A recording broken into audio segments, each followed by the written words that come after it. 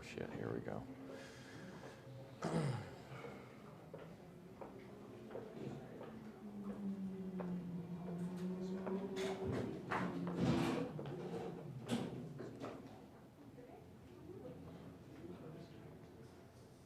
What's it called when you're drafted? Subscription? When you're drafted into something, subscription? Drafted? When you're drafted into the army, you're subscribed into the army. Here we go. Shit. The list. Forget it. I'll figure it out. Oh,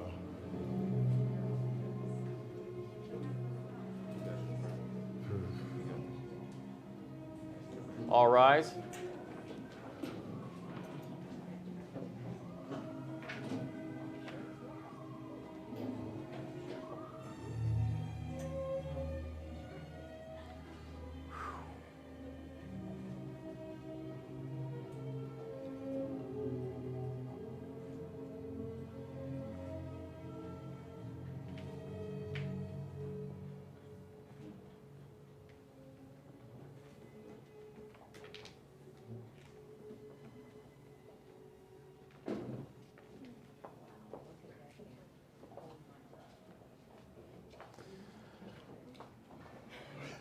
Wow.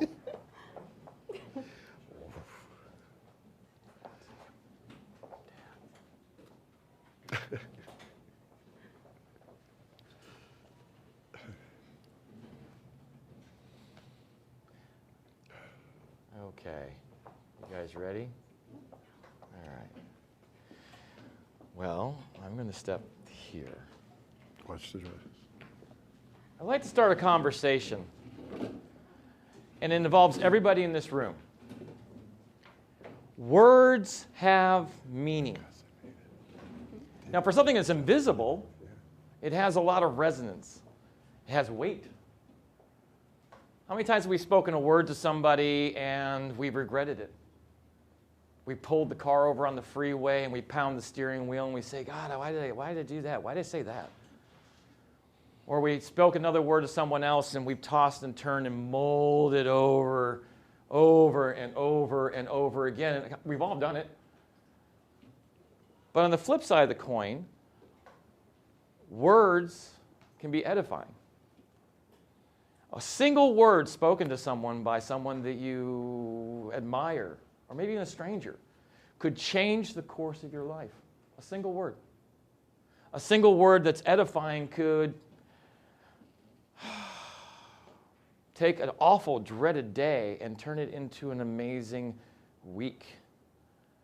So words have resonance. They has weight. For something that, again, doesn't weigh anything, not a kilogram, not a cell, nothing. And then when someone speaks a word that has a deal attached to it, it becomes a promise.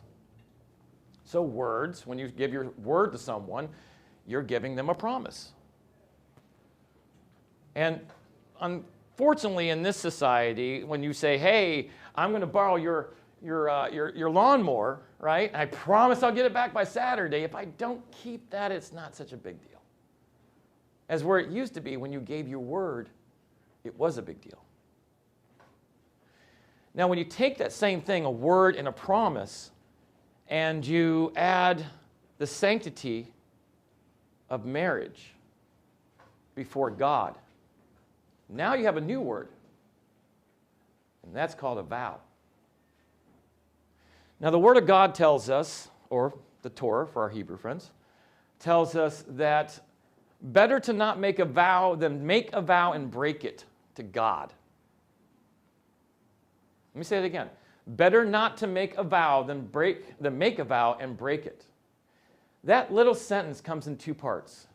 It comes with a warning, and it comes with a promise. The warning, of course, is if you make a vow, you guys can sit down, by the way. Please, sit. Please, I'm sorry. I'm thinking, why are they still standing? All right. It's not that great of a speech. But the warning in that scripture says if you make a vow and you break it when it involves God, as we're doing here today, you're in trouble big time. you're in trouble big time.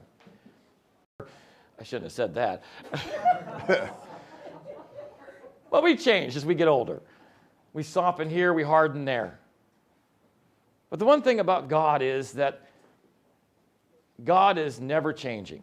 He is the Alpha to the Omega, the beginning to the end. Some people say God is all loving. Some people say God is all wrathful, all merciful. But the one thing I like about God is that he is all just. And the reason why he's all just is because he is the beginning to the end. He does not change, and I find comfort in that. So when one makes a vow to God, it's not like, oh, well, I'm going to get your lawnmower back to you. It softens through time.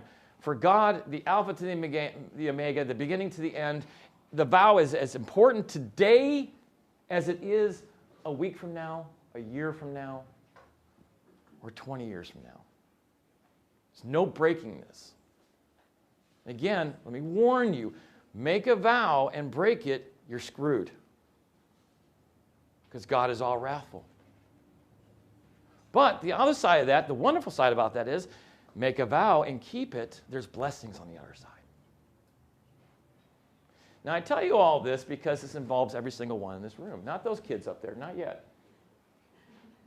Each one of us in this room have been invited here, maybe snookered a little bit, because you've been subscribed into you've been charged with a duty.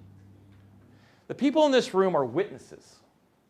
The reception's out there, the party's out there. But right now, each one of you are witnesses. And that means that you have to keep their feet to the fire and their vows. Does that make sense? Amen? The vow that they're making, and by being witnesses, by accepting this charge, you too are bound underneath that vow. In other words, you're to keep their, as I said, their feet to the fire. So if you notice that something that they vowed up here 2 years from now isn't kind of a little hinky, something doesn't set right, it is up to each one of you in the room, or anyone who notices that, to pull one of them aside. Not publicly, not to wave your flag, not to rub their nose into it, but pull them aside out of love and out of caringness to say, hey, I noticed that this doesn't set right because I remember the vow you took, and that's not quite right. If you're not willing to do that, then I'm going to invite you right now to leave the room. Dead serious. Now, I'm not saying leave the wedding party. You can still come and have food and drink and whatnot. But if you're not willing to take on the task, the charge of holding their feet to the fire, and I'm not kidding, leave. But if you stay, you are bound under the same vows that they speak. Does that make sense? Yes? Yeah. Good. So, also, they say, you might say, well, judging. Let me just throw that in there. It says, do not judge unless ye be judged. Well, in this circumstance, they're cutting off the ye be judged part and just allowing you to judge them because they've invited each one of you here today. So you get to judge them based on the vows. And that's pretty cool. So, your turn. I should come back up here. Yeah, we're back here. Yeah, I know. Forgot us, didn't you? All right. How you guys doing? Okay. Excited? Yeah. Yep. You give me that look like, let's get on with it. Yeah. When you guys approached me about officiating this and being your clergy on this, I just reached into my bag and I was thinking, I don't want to repeat something I've said before. I wanted something that would resonate, as I've used the word before, resonate with you guys, that would be etched into your psyche. Holding for sound? There it is. Would be etched into your psyche. Something that would be easy to remember, an analogy that years from now, when you've forgotten this crazy guy with white hair, you will remember these words, this analogy. And it's this. Your marriage is like a sailboat. Simple sailboat. And each one of you, by taking these vows, have chosen with free will to get on that sailboat. And in a moment, once I've stopped rambling, I'll be pushing you off. And this evening, it'll be like you're in the marina and you're having a good time and you're surrounded by your friends and family. But as the day turns into night and night turns into another day, all this will fade, and then you'll realize we're on the open ocean. And the open ocean is life. Now, the beautiful thing about this is that your sailboat, you can go anywhere. You don't even have to go home. You can get in your car and drive to Alaska if you want to. Get on a plane and fly to China. No, not China. I forgot about that. Not China. But you can go anywhere you want as long as you're together. Now, there are 3 types of weather that you, and I used to sail, there are 3 types of weather that you will encounter on the open ocean, just like a marriage. The first one is the fun one, where the wind is bolstering your sails and the lines are taut and you've got a little captain's hat on with an anchor and the rope, right? And you've got the hottest French bathing suit on. You're drinking champagne and eating chocolate-covered cherries, and you're like Kennedys. You feel like a Kennedy. We're not in Boston, are we? Okay. No, not so much. But you feel like a Kennedy, and it's just great. And those days will definitely be there. There won't be as many of those days, because life's just not like that. But they'll definitely be there. And there's no work involved. It's just sails along. The next one is storms.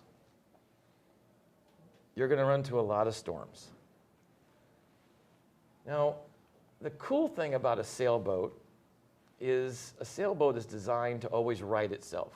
You could tip it all the way over and it will always right itself, as long as it's maintained. So every day, every week, every month, you have to scrub that salt water. Even though you're surrounded by salt water, you have to scrub the salt water and the salt off your teak deck.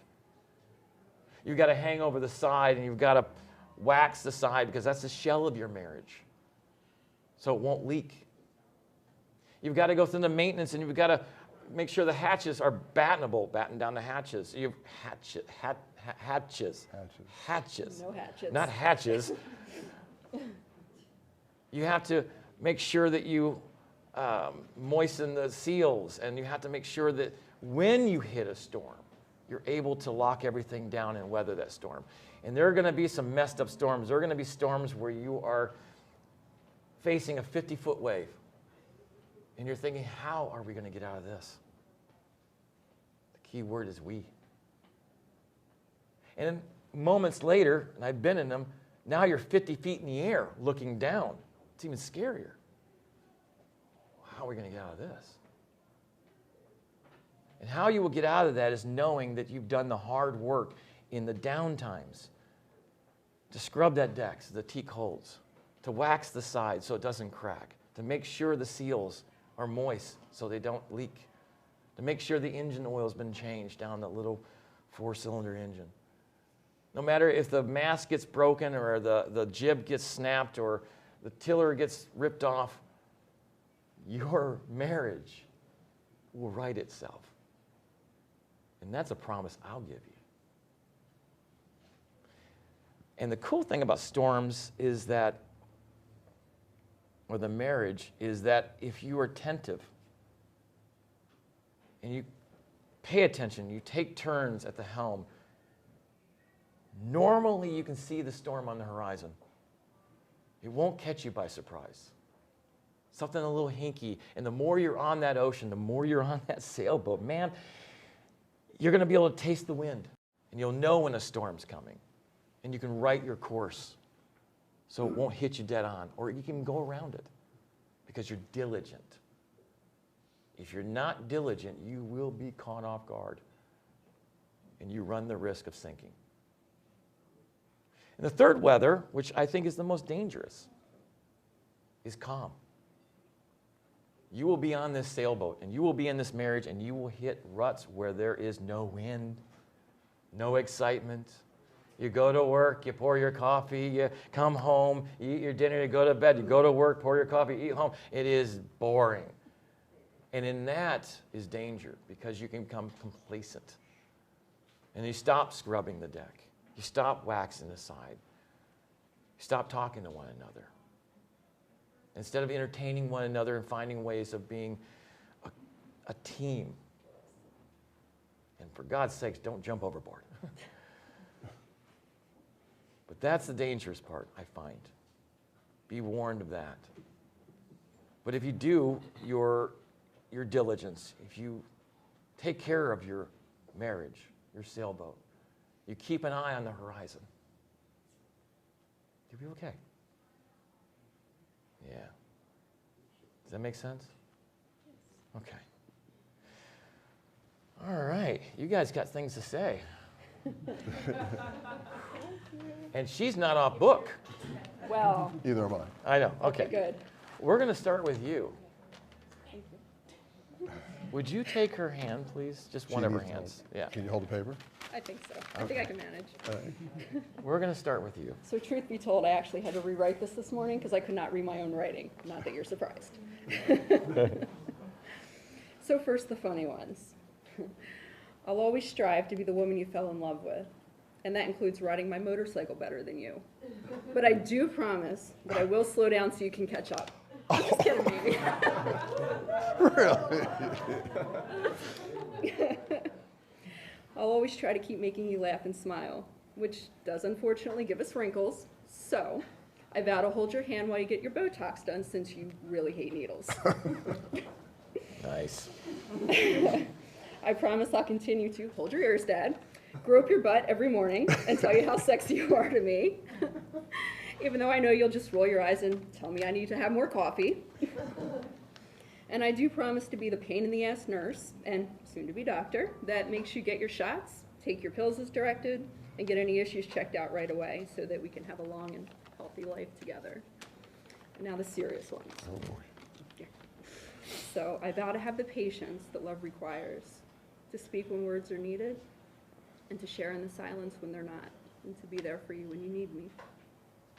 I vow to be giving and forgiving, to make you laugh, and also to laugh at myself. I vow to respect, love, and appreciate you for who you are, as well as the person you wish to become. To support and protect your autonomy, because although our lives are now intertwined, your choices are still yours alone. I vow to seek a deep understanding of your wishes, your desires, your dreams, and your fears. To always strive to meet your needs, but not out of obligation, but because it delights me just to see you happy. I vow to nurture your goals, your ambitions, to support you through misfortunes, as well as to celebrate your triumphs. I vow to persevere when times get tough, knowing that any challenges we face, we can conquer them together. And I vow to treat you with compassion over fairness, because we are best friends and a team now and always. And I vow to show you every day that I know exactly how fortunate I am to have you in my life as both my best friend and now my husband, and that we'll never go to bed angry, but instead find comfort and peace in each other's arms. I'm going to cry. Wow. Now it's your turn. My turn. Oh, gee. Is that it? Yeah. There's a betting pool back here if you're going to cry or not. So Yeah, I know. will you take As his hand? almost everybody in here knows me, I'm a man of few words, so this takes a lot. Take his hand? They say that most successful marriages are marriages among best friends. And today, Ivy, is one of my happiest days in my life, because I get to marry my best friend. And I'm beaming with anticipation to begin the amazing journey with you. After that time, we raced to the motorcycle club because we were late for the parade and you were up my ass. I knew you were the woman for me. I vow to always love you immeasurably, completely, and infinitely, with pride, immeasurable love, and infinite excitement for what is to come. I take you as my wife. I know I will not always be what you want me to be. I may forget to listen and sometimes forget to share, but I promise you that I will never forget to love you. I need to take my hand back for this. No. Sorry. There we go. You can give it. Huh? Thanks, Scott. There we go. We may not always agree, and like the grumpy old mule I can be, I may dig in my heels, but with a sincere heart, I promise that I will never forget to love you. I will always strive to be the man you believe I can be, but if I should fall short, I know a simple look into your eyes will assure me. I vow that you shall be the most important person in my life, above all others, and no one will come between us. Being the serious person that I am, I will count on you to guide me to the funnier things in life. I give you the best of me, my heart, my soul forever. I promise to get you coffee in the morning, endless nights laying on my chest, and limitless cuddles. Tammy, you are the love that I've been waiting for, and proud to call you my wife. You can applaud at that one.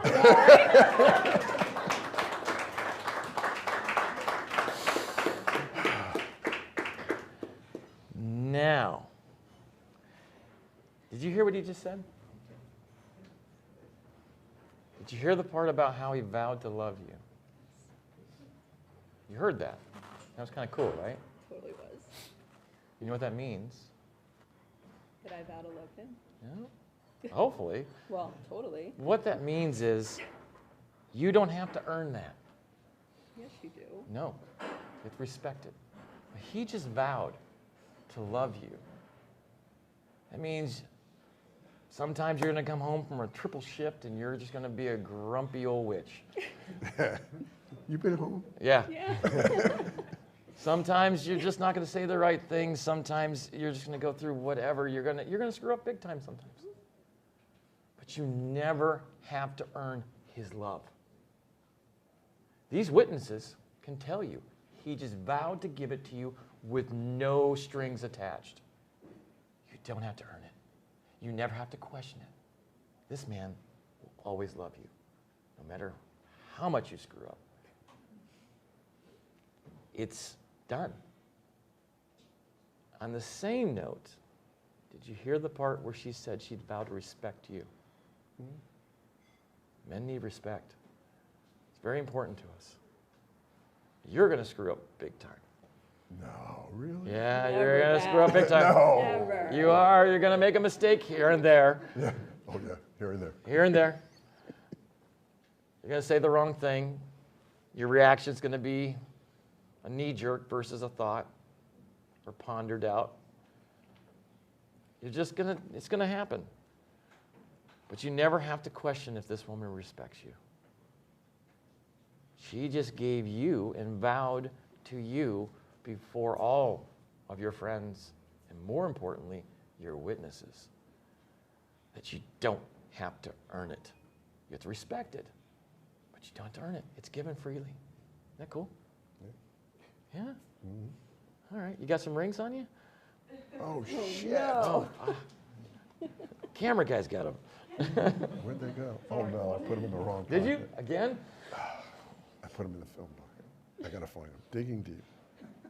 Who made that thing? You had I one don't know. job. There was Oh, one. wait. Oh, No, I don't have give it to them. me. I don't want to marry you. Hold them for a minute. But there's vows, though. Yeah. Okay, here we go. Okay. All right. We're putting that on. No, that's the one that goes on my finger. Yeah, his I'm fingers sorry. are Oops. not that I'm small. I'm like, dyslexia. There we go. Okay. How about putting that on his left hand? Left? Yeah. It's my left hand. That's his left. And Tom left. There it is. Wow. And you're shaking. That's good. Sir, would you put this on her hand? You gotta take that off first, Sure. right?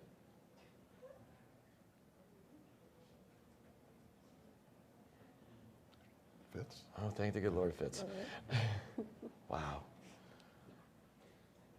You guys sure you want me to finish this up, right? I'm waiting for my kiss. Move it. Yeah. Getting there. Wow. Okay. It's by the authority invested in me, but I'm going to change that. By the authority invested in me by the two of you. and by all the witnesses here, and by Gio. I am humbled and proud to pronounce you husband and wife. You may kiss the groom.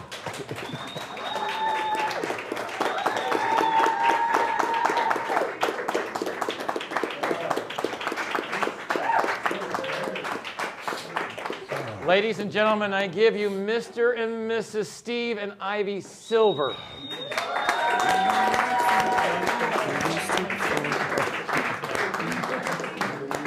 And I can't sweep you off of your feet. Will your mouth still remember the taste of my love? Will your eyes still smile from your cheeks? Darling, I will be loving you till we're 70. And baby, my heart could still fall as hard at 23. And I'm thinking about how people fall in love in mysterious ways. Maybe just the touch of a hand. Well, me, I fall in love with you every single day. And I just wanna tell you I am. So honey, now take me into your loving arms. Kiss me under the light of 1,000 stars. Place your head on my beating heart. I'm thinking out loud, maybe we found love right where we are. When my hair's all but gone and my memory fades, and the crowds don't remember my name. When my hands don't play the strings the same way, I know you will still love me the same. 'Cause honey, your soul could never grow old, it's evergreen. And baby, your smile's forever in my mind and memory. I'm thinking about how people fall in love in mysterious ways. And maybe it's all part of a plan. Well, I'll just keep